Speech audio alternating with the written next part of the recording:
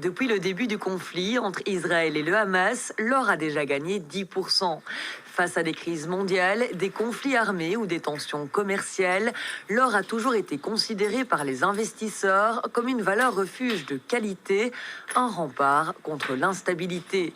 Les banques centrales, comme celles de Chine et de Russie, n'hésitent pas à en acheter pour se protéger, voire même se dédollariser. Il y a pas mal de banques nationales, principalement du BRICS, qui essayent de vraiment augmenter leurs réserves en or pour être quitte, je dirais, du dollar et plus spécifiquement, je dirais, en cas de conflit, comme l'a eu, par exemple, la Russie, a préféré avoir des réserves en or parce qu'elle a vu qu'avec toutes les sanctions qu'on leur donnait, avoir une réserve en or pouvait vraiment rassurer leur économie et leur devise.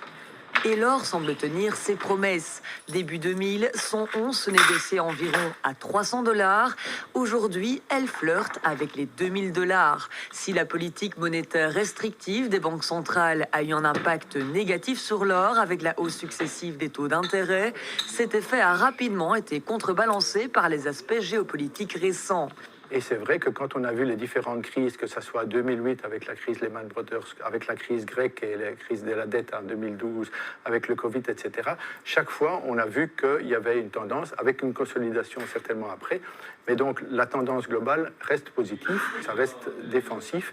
Et comme on arrive, je dirais, à un pic de la hausse des taux, il suffit que maintenant que les taux commencent à baisser pour que justement l'intérêt pour l'or revienne et à ce moment-là, on passera aisément les 2000 $.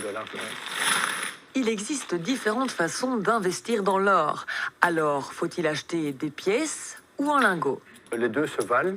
L'avantage des petites unités, c'est que ça rend la liquidité plus facile. Si jamais on doit en revendre, on ne doit pas vendre 1 kilo, c'est presque 60 000 €. Des petites unités permettent de plus facilement partager, plus facilement revendre, plus facilement transportable. Et donc, c'est ça un peu les intérêts. Selon plusieurs experts, la valeur de l'or continuera à augmenter avec des prévisions allant jusqu'à 2100 $ l'once en 2025. Pour cause, la méfiance envers les bastions financiers traditionnels qui poussent les investisseurs vers des actifs plus décentralisés. L'or se dresse comme une sentinelle contre l'instabilité monétaire. Attention tout de même à acheter de l'or dans des endroits réglementés pour éviter de se faire arnaquer.